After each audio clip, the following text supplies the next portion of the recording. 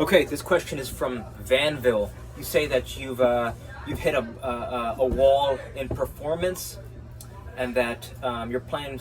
You started playing. I think you've switched locations, and you started playing with people who are slightly older than you. So that could be a factor.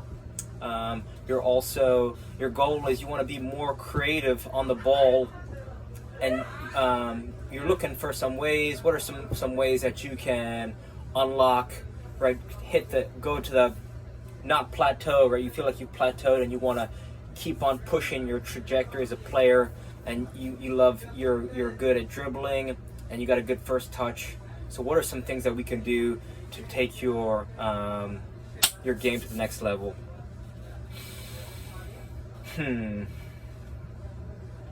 For starters, I think something that I wish, right, this is a foundational thing, and when you start to thicken your foundation as a player and as a human, breathing is something that's super underrated because no one talks about it, yet it's like the most important thing that every soccer player should know how to do. Think about it, you could go maybe 3 days without food and water, something like that. You could go 3 hours in a unhospitable environment. 3 hours. You could go like 3 minutes maybe without breathing, right? So it's super important. You want to check out How to Breathe, a TED Talk by Dr. Vranich, Vranich, and just this one change is going to have you. This is going to lead you to becoming a more creative dribbler, because it's going to deepen your calmness and awareness on the ball.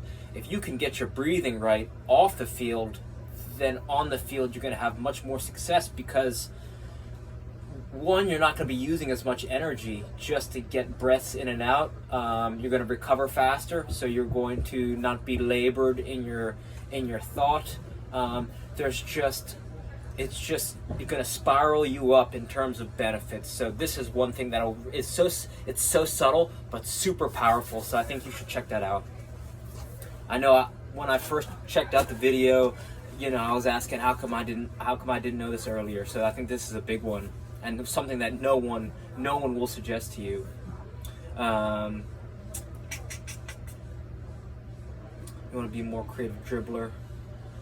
Other people, they're bigger, stronger, faster, in theory. Better awareness.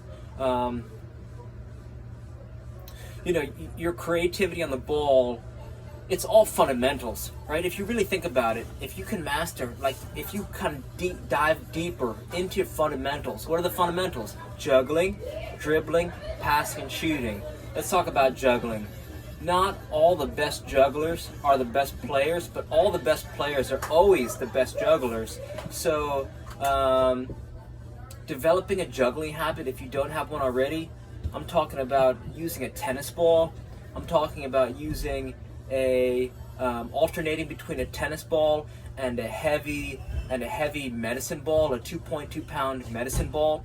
You could get one for $30 on Amazon, and the reason why alternating between the two is so powerful is because a tennis ball is going to improve your precision. The heavier ball is going to improve your power. When you combine both of those at the same time, alternating between them, they're both going to sharpen your touch. The sharper your touch, the more dangerous you are on the field. Think about, balls coming in the air. Ball might be coming to you. Your ability to take the ball out of the air and put it exactly where you want it is such an advantage, especially when you're going at defenders, because if you can take that ball calmly, swiftly, under pressure, faster than the defender anticipates that you can do it, then you're going to get the jump on him, right? Because you're going to be able to place it where he won't expect it, and now he's already on his heels because your touch is so elegant with it that you could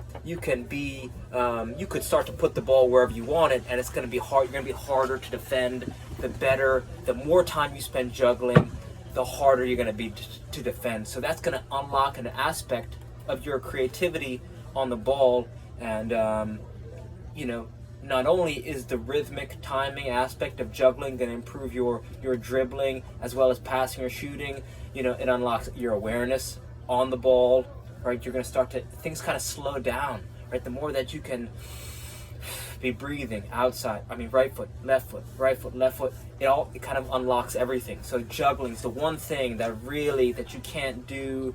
I think it's possible to do too much juggling. I think there are freestyle jugglers who all they do is freestyle and maybe don't have a good soccer IQ, or maybe aren't strong and athletic, and maybe, you know, they're only freestyle jugglers. But I think that's a rare case, right? So that's something I think you want to start. Build a juggling habit. 1 minute a day turns into 2, turns into 4, right? Build a habit. After you build the habit, you can increase the volume and intensity. Something that's completely changed my running efficiency, my running technique, my balance on the field, my core strength, as well as just my understanding of where my body is in space, is investing.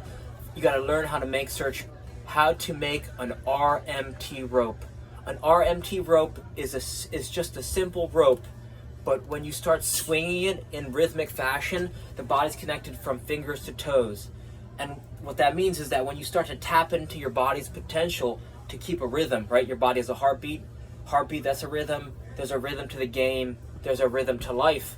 So just by learning different rope flow patterns, right? Just by swinging it around, you're going to start to synchronize and harmonize your movement and your rhythm. So now it's going to be like you're almost moving like water on the field. You're going to be a more efficient runner. You're going to be more balanced. It's going to be harder to knock you off the ball. Your timing will improve.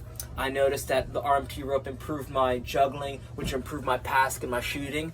So like there are these, you know, the fundamental things I'm sharing with you, those are going to friggin' completely change your trajectory, because they're going to amplify and magnify your abilities from what you already have.